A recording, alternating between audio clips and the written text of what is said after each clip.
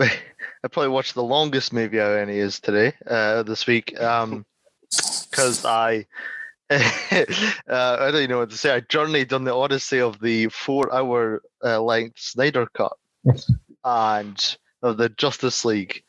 And what can I say about 4 hours to fit it in less than 4 minutes? To be honest, I think it was great. Was it worth the length, the runtime? Yes and no. I would say mostly yes. There's some scenes that are just tacked on or just kind of embiggened for stylish reasons, like the movie's opening of the ending of Batman v Superman. Spoilers if you haven't seen that, but of Superman dying and his death yells going on for like 5 minutes. And it is important to kind of the plot that makes sense, but you could just say it in a word rather than slow-mo 5-minute yells and conjuring the whole world.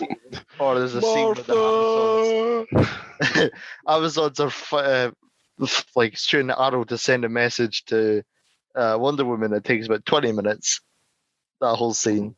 You could just have it done in like 10 seconds. But I really think it improves upon the movie. It's Zack Snyder's vision, which is it's good that's been realized because that was screwed over by the producers and the people in charge as soon as the tragedy in his family happened.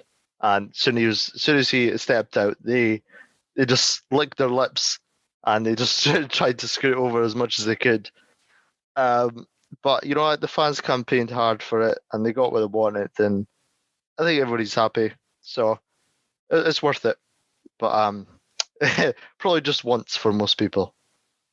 Yeah, Darren. I'm just sitting here, really, really fucking smug at your description of what the Justice League was like after. Listen, I just did that to win a Dawn. Okay, we've all done things to win Dawns. That wasn't my actual beliefs. Listen, I may fight for the heart, but not all the times, right? I did ask him that. Does that to you? I did ask him that yesterday. He says, "So, do you stand by your Dawn argument, or do you revise it?" He says, "Nah, I'd probably revise it, to be honest." I was just for a Dawn. Yeah. We all do things for a Dawn. Yeah. No, I watched that as well. I thought it was pretty. It definitely could have been done in 3 hours. Definitely. Slow moving things. It was just like, oh, come on, man. Let's just get it done. But when I was watching it, I was kind of looking at all the different things that I think Snyder's edited or tweaked and trying to play back from memory of what the old film was and the scenes that they had. And I was more looking at it as, right, so what's he actually done here? So when he was doing for that 4 hours, a lot of the time I was actually thinking, right, he's done this, he's stretched that out a good fucking bit. Which you just say that to yourself far too many times, but it brings a story along a lot more. And now the new hashtag, was it Snyderverse? Yeah, restore the Snyderverse, because the Snyderverse has setups that if he doesn't get more movies, will never get paid off. He has different interpretations, so this Justice League was supposed to get put out in 2017.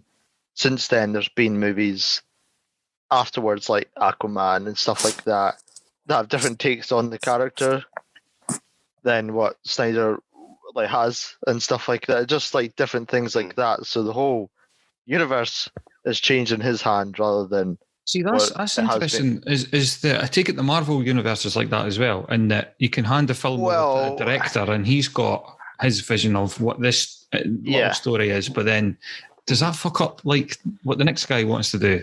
I think it's different. They did it in a way that they'll have most of their individual movies first before they join a group up, and plus they have a guy in charge, Kevin Feige, that overlooks everything and said, "Here's the plan. You have this wiggle room." You can go, which has been criticised because it's not really the director's view, it's just kind of Feige's view, and they're just there to do the job, because it's not really a Marvel universe, it's Feige's universe. Edgar Wright stepped out of Ant-Man because he wasn't allowed to do what he really wanted. And he's a guy that you're watching an Edgar Wright movie when you watch it. Well, you need that. I would argue, just as like an outsider of this, that you'd probably need that, because if you allowed everybody to be like a Zack Snyder and just to go on with, say, a fucking Ant-Man or a Superman, and they would probably want their character to be the guy or the most interesting story and all this, and then just like when they do come together for this or for the what they call Avengers or whatever. How does it all mix together? You need somebody. Yeah. Because Snyder did the Superman movie, then the Batman v Superman movie, and then this movie, and then there was a movie afterwards of those characters. So he already had this vision, and then they just tried to correct it. Course correct. No, I just agree with you, Kieran. I think you're right in that Marvel might have its criticisms, but you do need that overall sort of voice that steers the films, because I think Marvel's got 23 films overall that have kind of led to one big story, whereas DC, admittedly, they have had some good films, but maybe 4 or 5, and they seem to be a bit not cohesive, and that's the reason I kind of struggle to build the universe. But I think for what he did, it was definitely an improvement overall on the Joss Whedon cut of the film. Just need to ask you, Darren and Tarig, did you watch it in one sitting, or did you break it up, like take a break halfway through, or did you just go straight through 4 hours? No, I've got an iron ass. I just went and battered through the 4 hours. I was doing other things, like I'd have my like lunch, and then I brought it through to the kitchen, did those dishes, put it away, then went back. I just had it on my phone, and so I was transporting it through the house. I didn't sit in one place. So I kept it going all the way through, but it was for a stint, but not in one sitting. Nice. What about you? Did you 4 hours it? No, I split it. I split it into 2. I was getting a bit late at night. For me, and I thought I'm going to fall asleep with it, so I'll split it. But I did attempt it. The first night I came up the Friday, I thought I'll stick it on. I got for like 2.5 hours into it, and I had to turn it off.